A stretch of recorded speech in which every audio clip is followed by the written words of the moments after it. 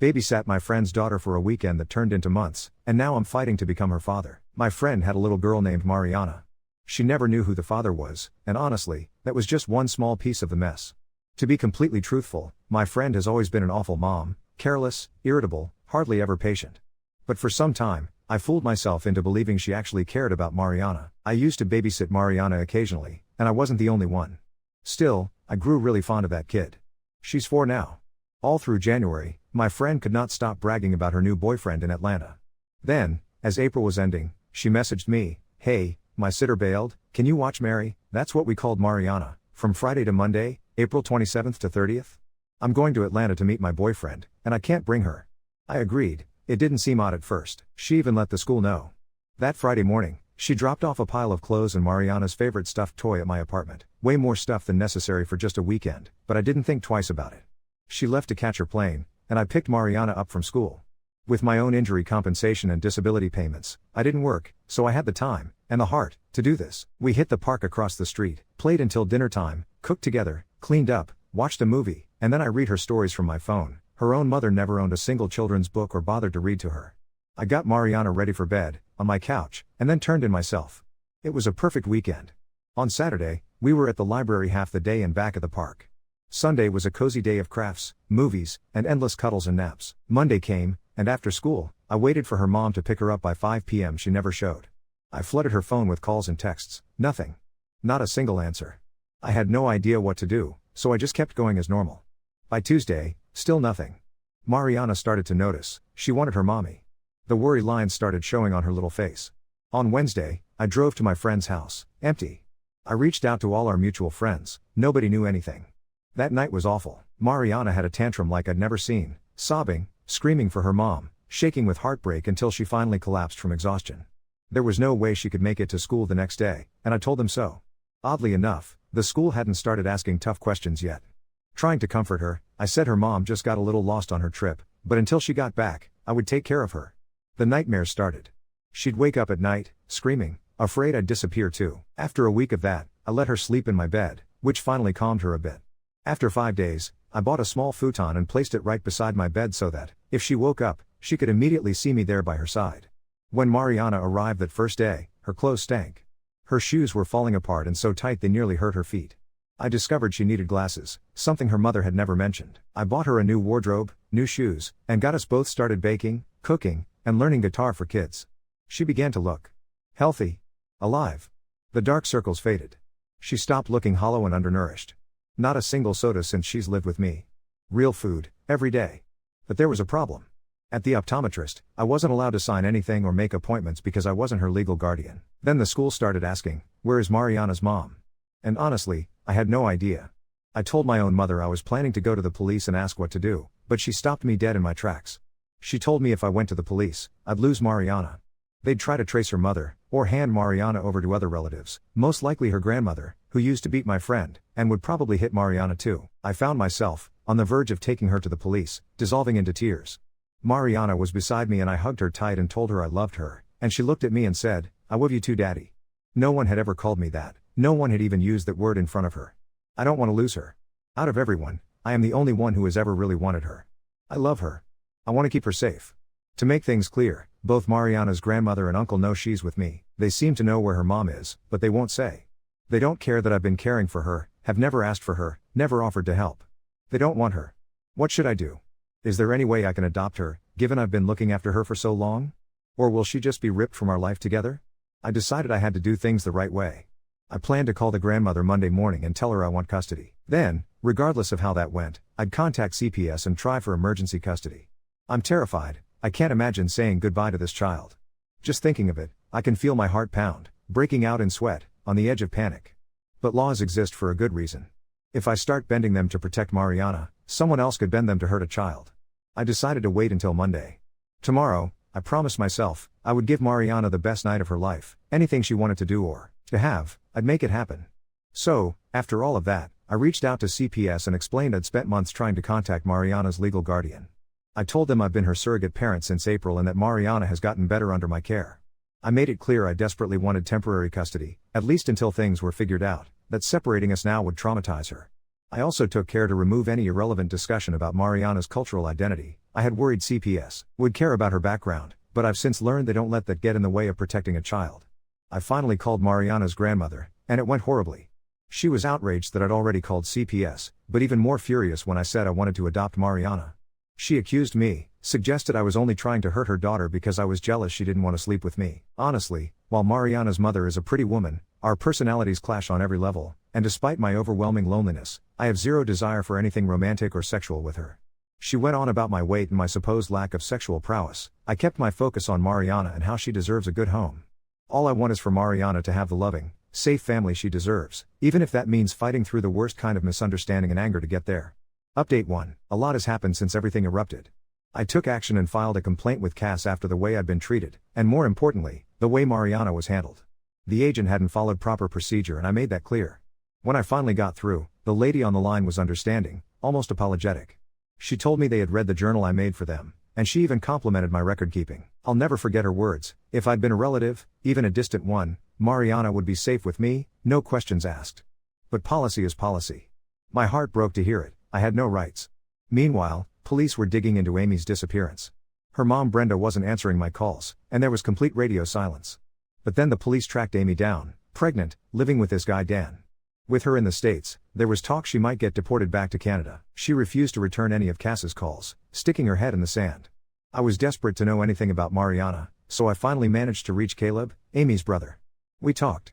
I explained everything, the worry, the system, how neither Brenda nor Amy responded. And then he showed me something that made my blood run cold: screen caps from a family group text where Amy actually joked, "Call them and tell them he touches little girls LOL."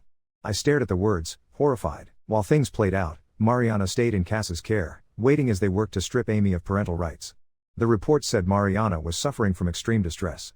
Then Brenda, the grandmother, was granted emergency custody, but she was caught by Mariana's own caseworker selling pain pills. After getting a warning about selling drugs around a 4-year-old, Brenda just handed Mariana back to Cass. Unbelievable. Amy, somehow, technically still had parental rights, just stringing everything along. Caleb confessed he didn't like any of it, but he simply couldn't afford to take Mariana.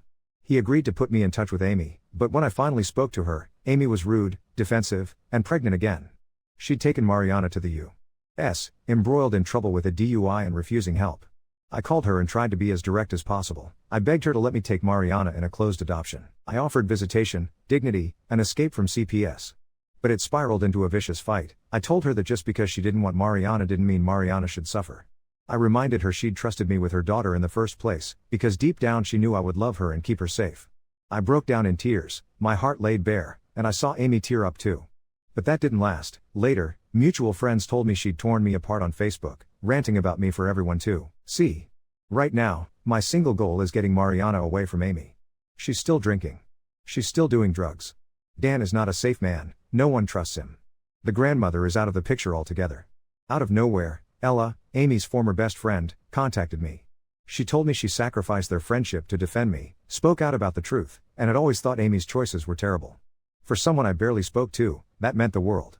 Now I'm working out a deal with Caleb. My lawyer, who's taking my case pro bono after hearing my story, has promised to represent Caleb too, for free, if he's willing to take Mariana to safety. We're urging him to fight for custody, so we can push for a closed adoption and finally give Mariana a real home. Caleb's torn. He doesn't want to destroy the family any further, but he admits I'm the only one who's ever really cared for Mariana, the only one who actually made her happy. Honestly, this whole journey has gutted me. Every day is a struggle. The thought of Mariana being trapped in that chaos eats away at me. I see her toys around my apartment or stumble across her drawings, and I just fall apart. Sleep doesn't come easy anymore. Meals go untouched. I haven't been healthy since the day I lost her. If Caleb decides he can't go through with this, then it's all over. Sometimes I wonder if I could have just held on to Mariana somehow, kept her away from the bureaucracy and the hell she's living through. I know the system failed her. And somewhere inside, I'm so bitter, so angry, so helpless. But it hasn't all been darkness. During this struggle, a young mom reached out, a few hours away, but she'd seen what I was going through. We talked, and unexpectedly, we connected. We've met up a few times, and it's blossomed into something real. She's been incredible, helping me cope, reminding me to take care of myself and keep fighting. Some people might never understand my bond with Mariana. They think I should have hired a woman for care, or simply left her to rot with her birth family. But I love this girl. I want to be in her life, protect her, raise her, give her the family she was denied. I'm anxious every single day. There's no telling what Mariana goes through with Amy or Dan. Amy should have lost her rights long ago, but the process crawls on, especially with her hiding in the States. I still hold on to hope, but I know it's a long shot. Maybe, if things work out, it'll take more than a year before I see her again. Truthfully, I'm afraid this might be the end. But as long as there's even the smallest chance to save her, I'll do whatever it takes. Update 2. Mariana was left in my care when Amy, her mother, decided to leave for the States to meet her new boyfriend. Brenda, Mariana's grandmother, had always been abusive and wanted nothing to do with her, and Caleb, her uncle, told me he simply couldn't afford to raise her. Amy was pregnant with her new boyfriend Dan's child at the time. After Mariana was taken by CPS, Amy managed to get her back and took her across the border. Desperate to help, I tried to push for Caleb to sue for custody of Mariana. Amy's neglect and reckless choices made it clear Mariana was not safe. In my heart, I wanted nothing more than to adopt Mariana myself, but legally, my hands were tied for now. I prayed that Caleb would get custody and I could at least be her babysitter, and I promised him that if he did, I'd support Mariana financially. Whether she lived with me or him didn't matter. All I wanted was for Mariana to be happy. Everything changed quickly. Dan dumped Amy, accused her of cheating, and violently threw her out. Then he got charged for assaulting Amy's lover. Amy took off back to her grandmother's, only for Caleb to ultimately back out of fighting for custody. He said that now that Mariana was back home, he could support her after all. But I have my doubts. And then, just like that, it was over. Amy and Brenda packed up and moved. They disappeared, and I lost all tracks of them. I know now that I'll never get Mariana back and, most likely, I will never even see her again. That's how this chapter of my life ends. I hate that I ever gave myself hope. In the middle of all that pain, I started talking to a young mom I met online, and we began really hitting it off. Her child and I clicked almost instantly. We're now officially together, even talking about the possibility of moving in together. There's a Mariana-sized hole in my heart, but this woman and her daughter have done so much to help me heal. She gently reminded me that we did all we could for Mariana. Even my lawyer said that without Caleb's cooperation, every legal avenue was exhausted. I couldn't change Mariana's future, but I can always be there for my partner and her daughter. Now, I don't know what to do with Mariana's things. I gave my girlfriend's daughter anything she wanted, but there's still so much left over. Sometimes, I just sit with it all, hoping for a sign, an answer, something. Maybe all I can do is make a difference for someone new, even if I couldn't save Mariana. Update 3. I thought I'd found peace. My girlfriend Sarah and her daughter Emma had become my world over the past 8 months. We'd moved in together, and for the first time since losing Mariana, I felt like I had a family again. Emma, who's 6, had started calling me her bonus dad, and honestly, hearing those words melted my heart every single time. But life has a cruel way of testing you when you least expect it. 3 weeks ago, I was at the grocery store when I heard a small voice behind me say, "Daddy?" I turned around, and there she was, Mariana. She was taller, thinner than I remembered, her clothes were dirty and too small, and those bright eyes I used to know looked hollow. She was holding the hand of a woman I didn't recognize. "Mary?" I whispered, using her old nickname. She let go of the woman's hand and ran straight into my arms. I couldn't help it, I started crying right there in the cereal aisle. The woman with her introduced herself as Linda, Amy's new roommate. She looked exhausted and frustrated. "Are you the guy who used to watch her?" she asked. When I nodded, she sighed heavily. "Amy's been talking about you.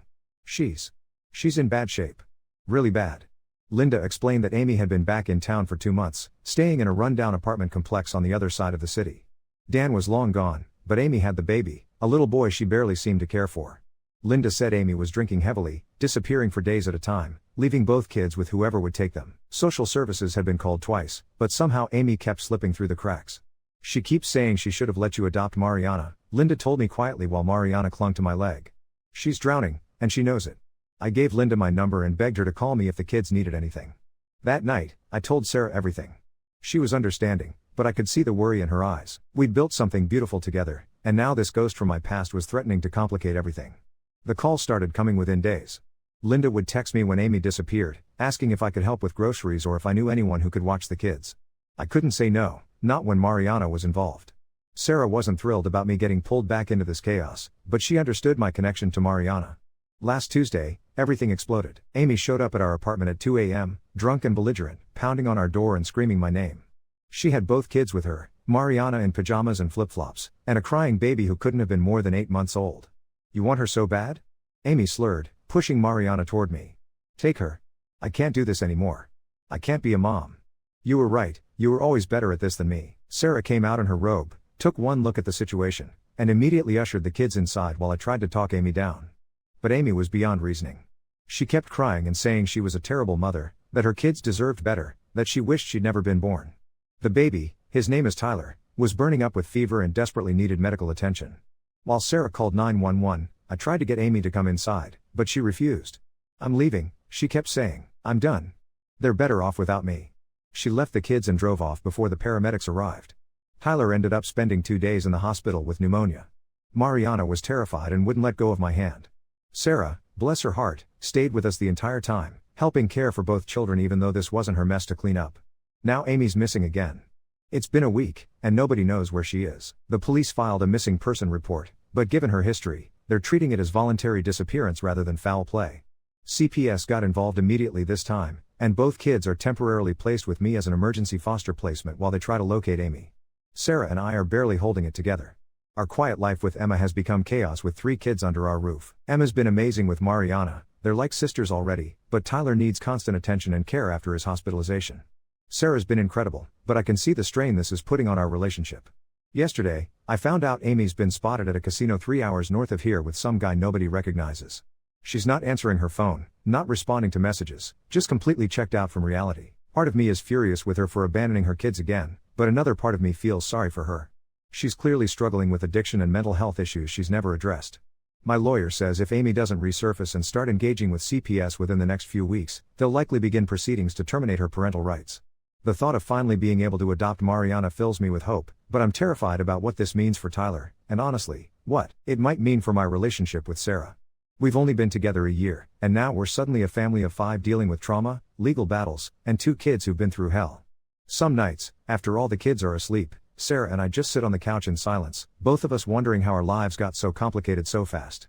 But when I see Mariana smile, really smile, for the first time in months, when she curls up next to me to read bedtime stories again, I know I'll fight whatever battles I have to fight to keep her safe. Even if it costs me everything else. Update 4. I don't even know where to begin with what's happened over the past month. If you told me 6 weeks ago that my life would look like this now, I would have laughed.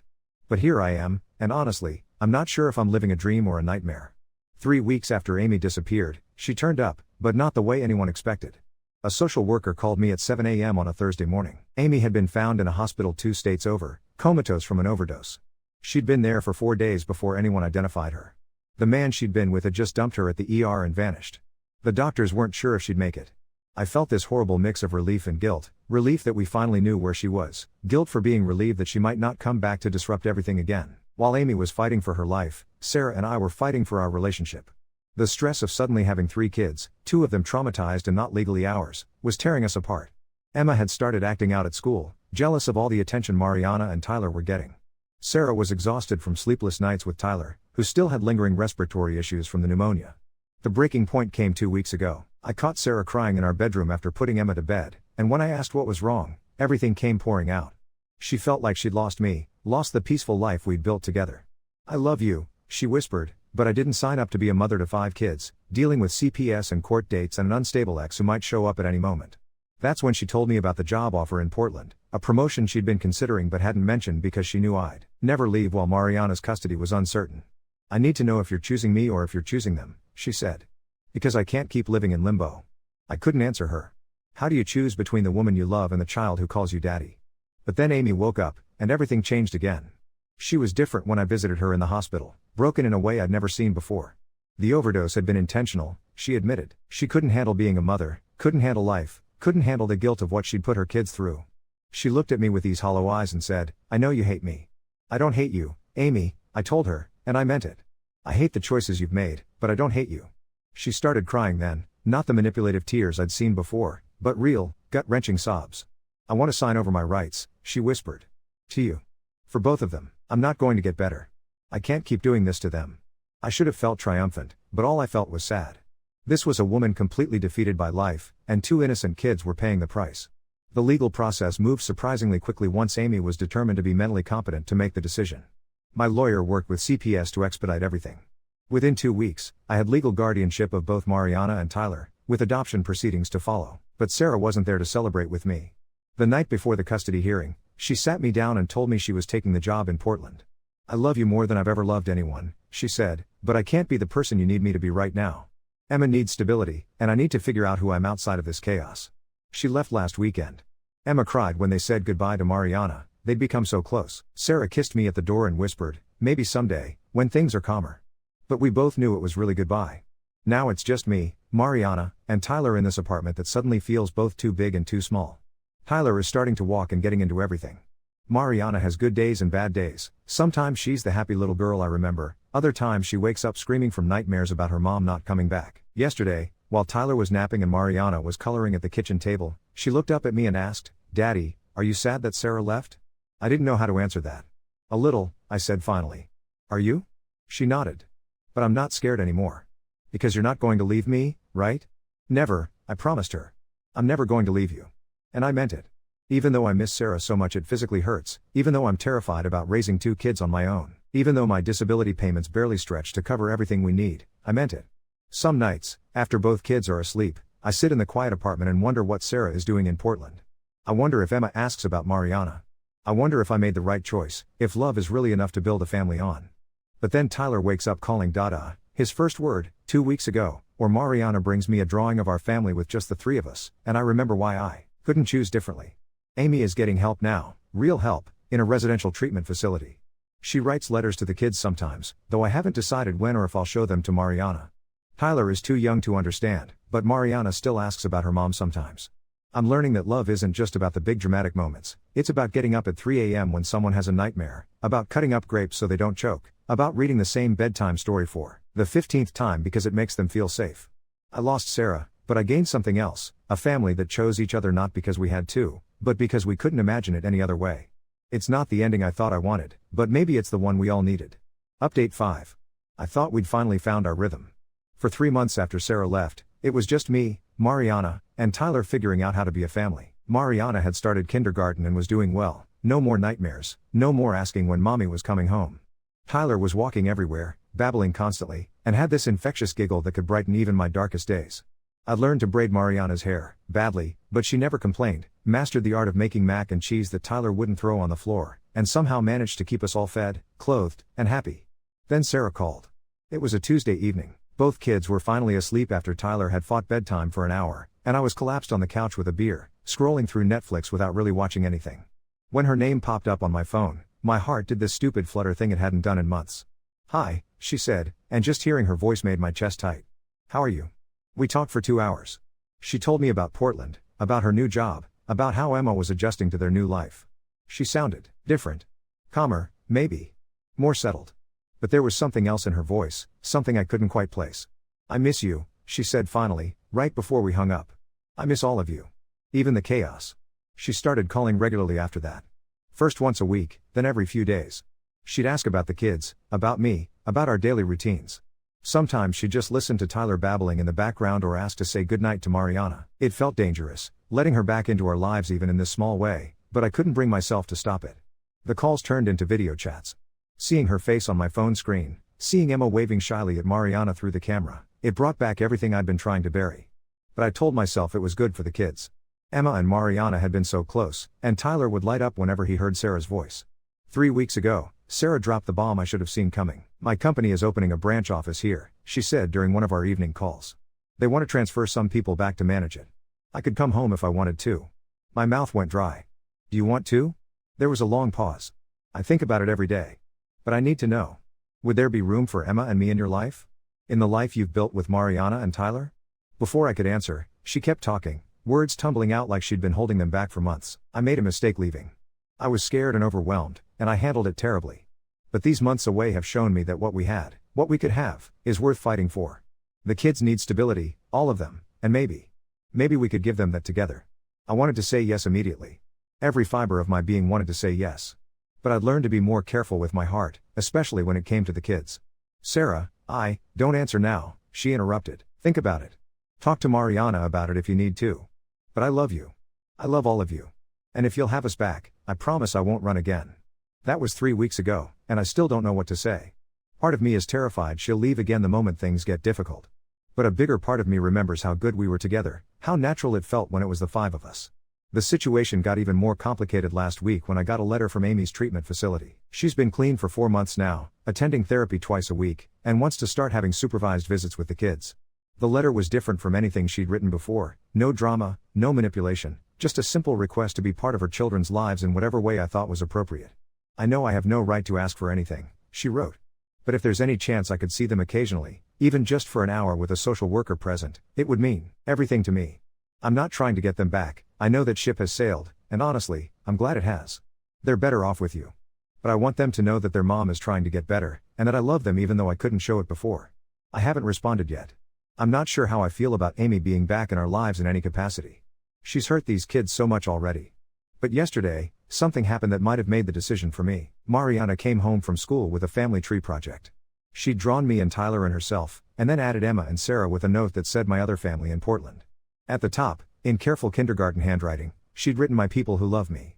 Mrs. Johnson asked about my mom. She told me while we looked at her project together. I told her my first mom couldn't take care of me, but my daddy loves me the most. She said that's what matters. Then she looked at me with those serious brown eyes and asked, "Daddy, do you think my first mom loves me too? Even though she went away?" I didn't know how to answer that. How do you explain addiction and mental illness and abandonment to a 5-year-old? How do you tell her that sometimes people love you but still can't take care of you? I think she loves you the best way she knows how, I said finally. But love means keeping you safe, and she couldn't do that. That's why you're with me now. Mariana nodded like that made sense to her. If Sarah comes back, will we have enough love for everyone? Kids ask the hardest questions. We always have enough love, sweetheart. Love isn't like food, it doesn't run out when you share it. But I'm not sure I believe that anymore. These past few months have taught me that love, real love, requires choices. And sometimes those choices hurt. Sarah's waiting for an answer. Amy's waiting for an answer, and I'm sitting here at 1 a.m., both kids finally asleep, trying to figure out how to give them the family they deserve without losing myself in the process. Maybe that's what growing up really means, realizing that love isn't always enough, but choosing to try anyway. Tomorrow I have to call Sarah back. And tomorrow I have to decide whether Amy gets to be part of this complicated, beautiful, terrifying thing we call a family. I just hope I choose right.